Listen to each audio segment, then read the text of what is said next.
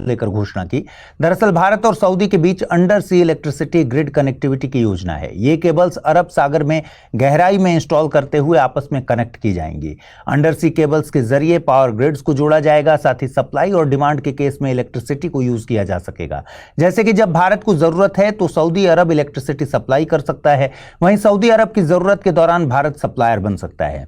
देखिए 2023 में भारत और सऊदी के बीच एक MOU यानी मेमोरेंडम ऑफ अंडरस्टैंडिंग हुआ था। इस समझौते के तहत दोनों देश इलेक्ट्रिसिटी इंटरकनेक्शन, पीक टाइम्स और इमरजेंसी के वक्त इलेक्ट्रिसिटी एक्सचेंज, नवीकरणीय ऊर्जा और ग्रीन हाइड्रोजन के उत्पादन जैसे मुद्दों पर साथ मिलकर काम करेंगे। इस प्रोजेक्ट से भारत का स्टेटस एक ऊर्जा आयातक से ऊर्जा निर्यातक देश में बदल जाएगा। अभी भारत सऊदी अरब से तेल और LPG आयात करता है। तेल के मामले में सऊदी अरब भारत का तीसरा सबसे बड़ा स्रोत देश है।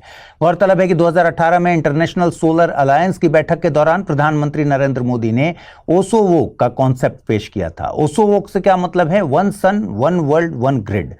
इसके तहत वैश्विक स्तर पर एक इंटरकनेक्टेड ग्रिड की बात की गई है, जिससे देशों के बीच नवीकरणीय ऊर्जा की सप्लाई की जाएगी। ओसोवोक का कॉन्सेप्ट इस बात पर आधारित है कि सन नेवर सेट्स यानी सूर्य कभी नहीं डूबता। मतलब यह कि जिस वक्त भारत में सूर्य की रोशनी हासिल नहीं हो रही, उस वक्त दुनिया के किसी देश को सूर्य की रोशनी मिल रही है। जब एक इंटरकनेक्टेड ग्रिड होगी तो सौर ऊर्जा का उत्पादन कभी भी नहीं रुकेगा। इंटरकनेक्टेड ग्रिड से ऊर्जा उत्पादन में लागत भी कम आएगी। ओसोवोक में ग्रिड का इंटरकनेक्शन केवल सौर ऊर्जा तक सीमित नहीं रहेगा, इसमें पवन ऊर्जा, जल विद्युत को भी शामिल किया जाएगा। भारत वर्तमान में नेपाल, बांग्लादेश, भूटान और म्यांमार जैसे पड़ोसी देशों के साथ लगभग 4100 मेगावाट बिजली की लेन देन करता है। ग्रिड कनेक्टिविटी को लेकर भारत UAE, ओमान, सिंगापुर और थाईलैंड के संपर्क में भी है। आपको बता दें कि अंडर सी ग्रिड कनेक्शन को सबमरीन पावर केबल्स के तौर पर जाना जाता है। ये विशेष केबल्स होती हैं जिन्हें अंडर वाटर इलेक्ट्रिसिटी ट्रांसमिशन के लिए तैयार किया जाता है।